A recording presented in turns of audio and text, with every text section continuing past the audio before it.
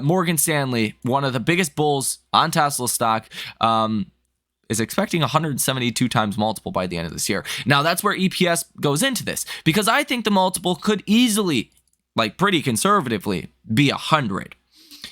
All things considered, I think that's pretty reasonable. If Tesla's EPS came in at $3.96 for full year 2024 with 100 times multiple, you could end the year of 2024 around $396 per share. I think one of the most important and valuable skills that you can have as a long-term investor is acknowledging positive and negative shifts in a company. And what I mean by this is best represented in early phone manufacturers. Look at BlackBerry for an example. This is BlackBerry's chart. If you bought BlackBerry in 2000, 2002, before they were really popular, you looked like a genius. Come 07, when the stock went from $1, $2 per share, $4 per share to $148 per share. You made a lot of money. But if you did not see the shift that was taking place with that company, them not pivoting to smartphones, whereas iPhone was, you lost a lot of money over the next 20 years. The stock is now trading at $2.93. Obviously, there was dilution and other things that happened along the way. But point is, you lost your ass if you were buying BlackBerry in 2007 when everyone thought that would be a great long-term investment. Question is, did that shift just happen with Tesla? That's a question. That's an open-ended question. I would love your opinion down below in the comment section. In this video, I will share my opinion if that just happened with Tesla stock. If I am changing my year-end price target of $450 per share, I will share my expectations for Tesla stock this year and what I think the company will produce fundamentally. As far as EPS, what the multiple is likely to be, and overall net profits. I will also share what I am doing with my Tesla position. Am I buying more? Am I holding put for now? Am I selling? I will let you know here in this video. If you guys are not ready, you better get ready because this is a jam-packed one. Thank you for watching today and let's get started. So as I just mentioned, I think that's one of the most valuable and important skills with long-term investing. Unless you were buying Apple, Microsoft, Google, Amazon, some of these, companies that we all know of, we all use, at some point or another, most likely, a stock hit an all-time high and came down. Now, there's obviously other stocks like a Salesforce and other stocks that have done well in recent years, but a lot of stocks have had their moment. They've come and gone. Now, if you're an investor for 10, 20, 30 years in a stock, it's important that you can notice and recognize when a change does take place. Now, I will tell you, long story short, I don't think the overall picture just changed for Tesla stock, but there are a lot of people that believe a change did just happen, especially for maybe less sophisticated investors. A lot of retail investors believe Tesla stock is dead money for a long time into the future. Even your biggest bull on Wall Street in Tesla stock, Dan Ives, with the highest price target currently on Tesla, believes Tesla is to some degree dead money over the next 12 months. Let me tell you right now, when the biggest bull flips, maybe not to being bearish on the company, but not expecting a whole lot, that's usually a good time to be buying Tesla. Let's go ahead and run the clip of what Dan Ives just said and then talk more Tesla. Shares of Tesla down 12% since reporting that big Q4 earnings miss the other day. Warning of a slowdown in vehicle volume growth this year as well. Joining me now at Post 9, Wedbush's analyst Dan Ives. He was with me the other day. Just ahead of that report, he doubled down on his bullish case for that company. So he's back. Welcome back. Great. Did you come back today to say I was wrong? All right, man, look, we talked about we were dead wrong in terms of the call into the quarter. I'd almost go and say almost 25 years doing it, probably a top 5 worst call that we've had going into a quarter. We thought, as we talked about, that they'd put the line in the sand for margins. Price cuts are mostly over. And instead, It was a circus show from a conference call. They left the door open for price cuts, didn't give guidance. Musk talked about the 25% in terms of the ownership in the AI, and it went off the rails. And that's why we're here today, basically, looking at it and thinking like, okay, now what's the step forward? Put out that top 10 list, which we believe could be an inflection point to how we ultimately get higher. Are you reassessing essentially now everything about this company going forward? Look, we took it off top picks list because in the near term, from a catalyst perspective, no smoke and mirror. I mean, you don't have the catalyst where you could ultimately say this is going to outperform in the next 30 days, 60 days. Now, in terms of the long-term thesis, look, we remain firmly bullish because it's my view, and it goes back to similar to Netflix in 11 with the streaming. You go back to Jobs in 07 with iPhone. We've been through so many different evolutions of companies. I think view this more as an evolution into the next phase with AI, and I view the mass market vehicles sub $30,000. So we don't throw that out, but no doubt in the near term, I mean, it's been a disaster this week. I look at you still haven't outperformed, right? So you haven't taken that.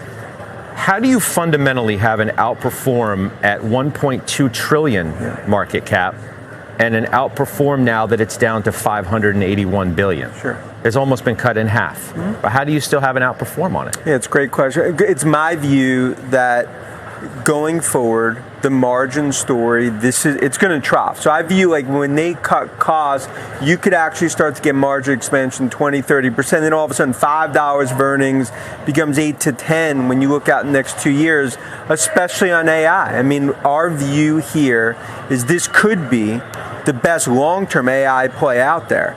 And that's what we talk about. I think it's ultimately going to form into some sort of holding structure from an AI perspective with Optimus, Dojo, and others that must the best AI play out there. What are you talking about in terms of automakers? You talking in total, against Microsoft? So I'm saying longer term, from an automotive and from where they could go with Dojo and Optimus, you could argue that longer term, this is going to turn to much more of a broader company. Now, as we've talked about, the AI revolution is led by the godfather of AI, Jensen, NVIDIA, Microsoft, everything we're seeing in tech. But for Tesla to misevaluate that this will be an AI story, this will be what I view as almost, I'll call it an air pocket, and it's more than an air pocket, but I think we are going to see at one point 2.5, 3 million vehicles per year. And at that point, Scott, we look back at this is more the opportunity, a very bad bump in the road, rather than the time that this is a structural, what I'd say change in the story. So he obviously said a lot there. He said we can expect margins to expand later on into this year as investors essentially get ready for 2025 and what could be the next gen vehicle. But he is really not expecting much out of the stock in the near term. At least that's overall the feel of what he just said. I will say as well, I believe Tesla is the best long-term AI play that you can have. In terms of what's actually going to be important down the line, think about your car, right? How much time do you spend in your car? If you could have that fully autonomous, drive you anywhere you go, think about the productivity that would be added to your life. I think that is the single biggest real world use case for AI there is today.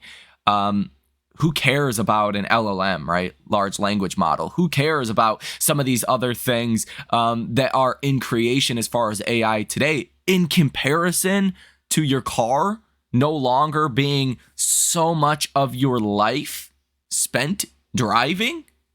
I mean, come on now. And not to mention just in the US, saving 30 to 50,000 lives a year potentially via car crashes. It doesn't get bigger than that, let alone Optimus. I mean, how much are you going to pay for Optimus to do your chores around the house? How much productivity is that going to add to your life? Or other use cases out there, it's hard to even fathom all of the opportunity that Tesla has in front of it. So yes, in the longer term, thesis has not changed. In fact, it's gotten a lot stronger, especially with the announcements that we have seen even earlier today.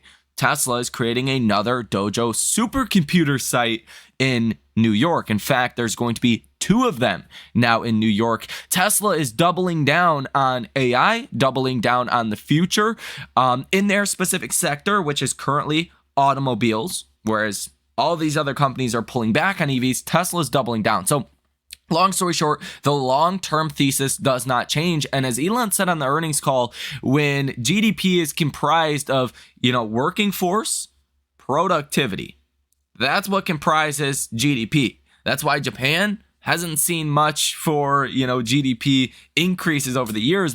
Their market hasn't done anything because their population's getting old and less people can actually go out there and be productive in the workplace. When you talk about Optimus, you talk about AI and FSD, potentially creating so much more productivity. Where Tesla could go 20, 30 years from now is literally unlimited. That's what Elon said on the earnings call. It's literally unlimited. So, nothing has changed there. In fact, the thesis has got more reinforced, if you will. Now, I will also mention, as far as Tesla and a potential recession, Tesla is in the best possible scenario they could be in. With $29 billion of cash on hand, they could start buying companies, especially if we do go into recession. The most millionaires are created during a recession. Like 10 times more millionaires have been created during recessions than lottery winners in the history of the lottery. I think that speaks a great deal. No matter what gets thrown at Tesla, Tesla has the capability to withstand it. And I mean, just in terms of financials and the balance sheet, that's impressive. Tesla, nobody can, diss on Tesla's balance sheet right now. I mean, Tesla is up there with one of the best balance sheets in the world. I would go as far as to say Tesla has a better balance sheet than Apple, than Microsoft. That's how good it looks right now. So if there's a lot of things in the near term that look bad, that's one that looks very good. Okay, with all of that being said, I think it's pretty clear. Again, just to reiterate, long-term thesis has not changed at all, but I do think it's important, again, when you get new information, to revise your targets, revise your estimates, be realistic with yourself. If things change, your opinion should change. Call it flip-flopping, call it, whatever you want, but you should change as things change. If not, you're still probably holding BlackBerry that you bought in 07 at the highs. So Tesla did not provide guidance. So that means it's a little more difficult because we have no idea where things could come in. If deliveries come in at 2 million, Tesla's going to grow deliveries roughly about 10%. I personally think the reason Tesla did not provide guidance is because they have no idea what this year is going to look like in terms of deliveries, in terms of the economy, in terms of rates. There's so many uncertainties. The second half of the year in 2024 is probably going to be a lot better than the first half of the year. I think that's pretty safe to say, as rates start to go lower and more people can start to afford Teslas. Affordability of Teslas will be at a record high. So the most amount of people will be able to afford a Tesla we have ever seen in the history of Tesla, as Tesla's cut prices a lot in 2022 and 2023, and even in 2024 so far. This is going to do two things. This will allow Tesla to raise prices as rates go lower, or keep prices lower, really not, do anything with pricing, and be able to stabilize margins. In other words, Tesla's probably not going to need to continue to cut prices as rates go lower. Now, if rates go lower and Tesla is cutting prices, then we're going to have to make a whole new video and go over, what kind of problem could be there, because that would not be good. But I think that sets Tesla up favorably, and I think Tesla can actually start to raise prices later into this year, if not at the bare minimum, keep pricing the same. Now, I think there's a couple things going for Tesla that a lot of people will not acknowledge. The fog of war, if you will, is too cloudy for them to see this. But the Cybertruck, the halo effect, is real. It takes a while, and it's coming, right? The second thing is the refreshed Model 3. That is going to be a big deal, I think, here in the US, in Europe, in China, everywhere. People are going to want to upgrade to a new Model 3. It's been since 2017 there hasn't been a new update for the Model 3. The refreshed Model Y as well should be coming later this year broadly. And that's also going to be another driver of demand. So it's not like there's nothing going on with Tesla right now that should spur people to buy a new Tesla. In fact, I plan to buy a new Tesla, and about 65% of other individuals, as polled on X, also plan to buy a new Tesla this year. I stand corrected. 67.4% of individuals, as per this poll I ran on X, plan to buy a new Tesla this year.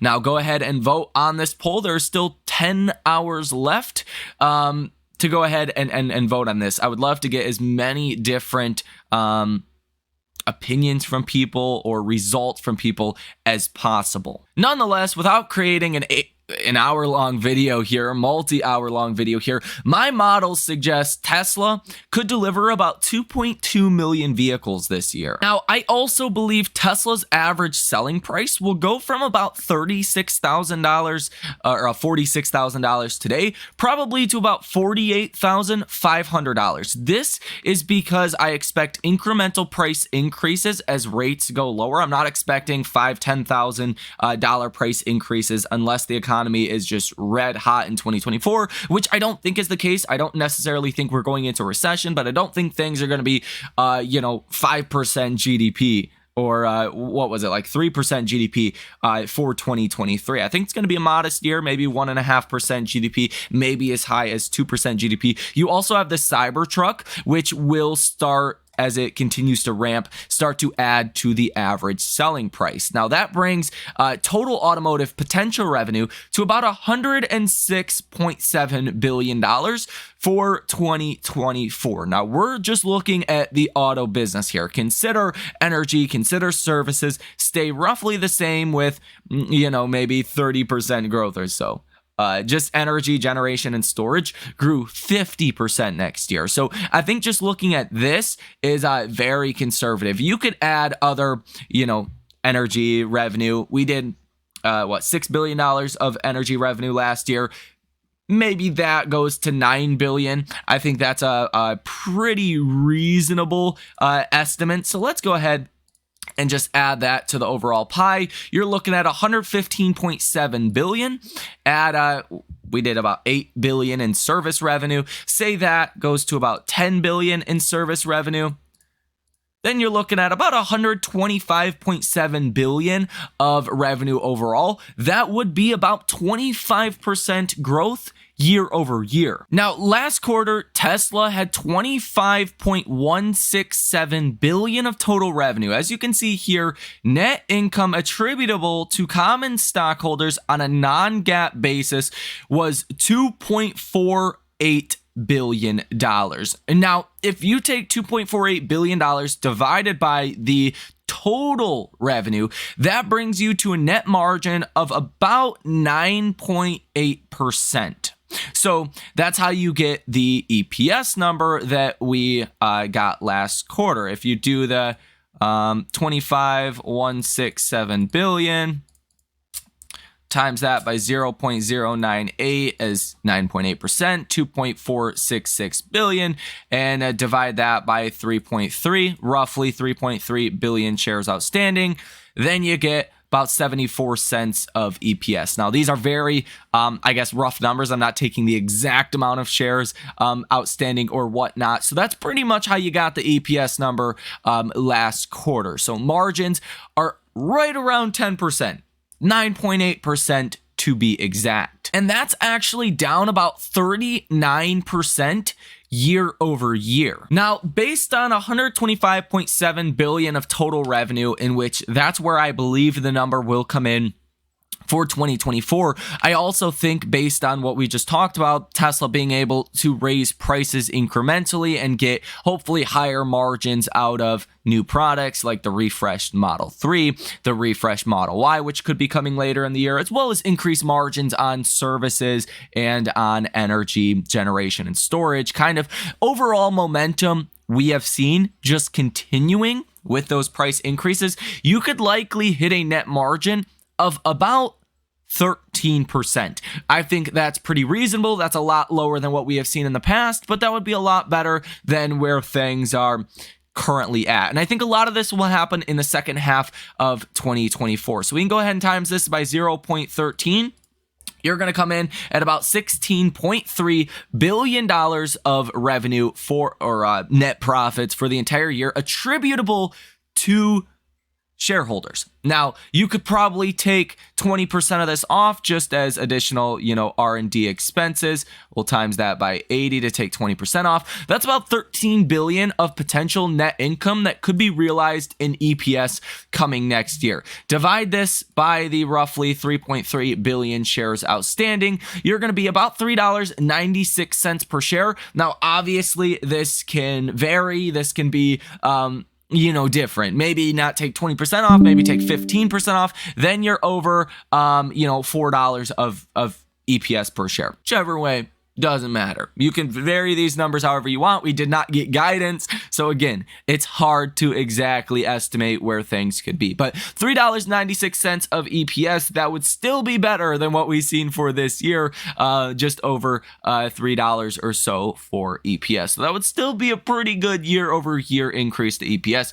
Now, here's where things get a little interesting. By the second half of 2024, markets are going to be looking ahead at 2025, pricing in 2025. So if you take Morgan Stanley's price target for Tesla stock, just as a example here, right?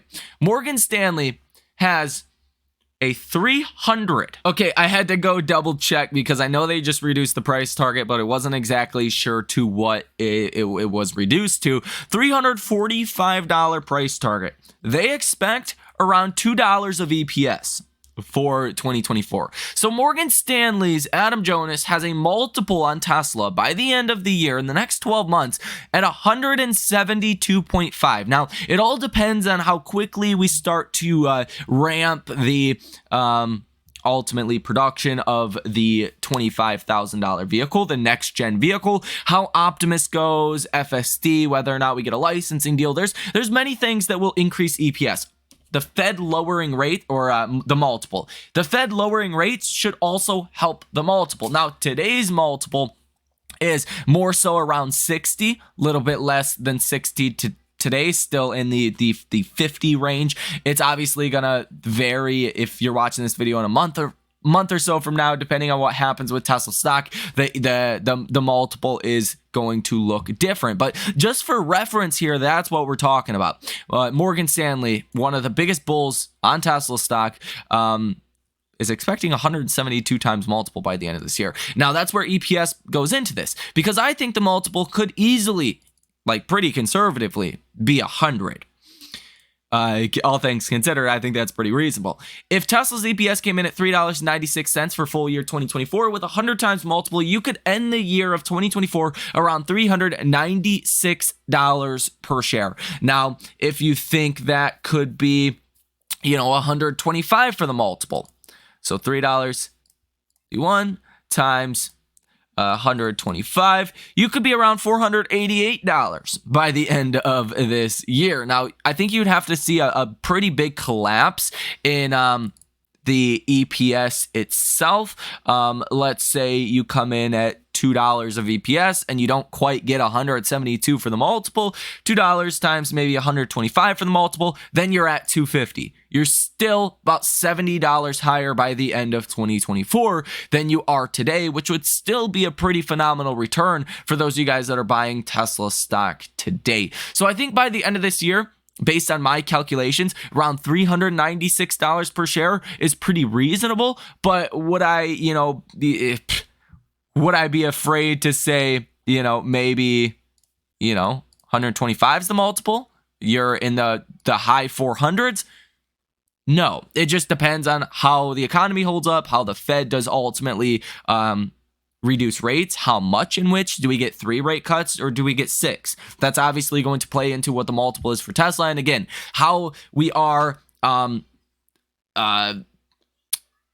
getting into the ramping process of the next generation vehicle. All of that will affect the ultimate outcome of Tesla. But I think we can draw a pretty conclusive conclusion here Tesla stock, no matter which way I think you want to put it, is significantly undervalued in the 180 range. That's why I do expect in the near term, you could fall if the markets do fall, especially this next week is going to be very volatile. But I do think a bottom is more or less in for Tesla stock. And I think even as we mentioned, Dan Ives, some of your most bullish analysts on Tesla stock on Wall Street, they're starting to flip and not expecting much. That is precisely the moment in which I think you want to be bullish. Let me know what you think about all of this information down below in the comment section. Hit the like button as well as subscribe to the channel. Thank you for watching. If you guys want to come trade with us live in real time every time we are out there making trades in the markets, check out that link down below in the description of this video.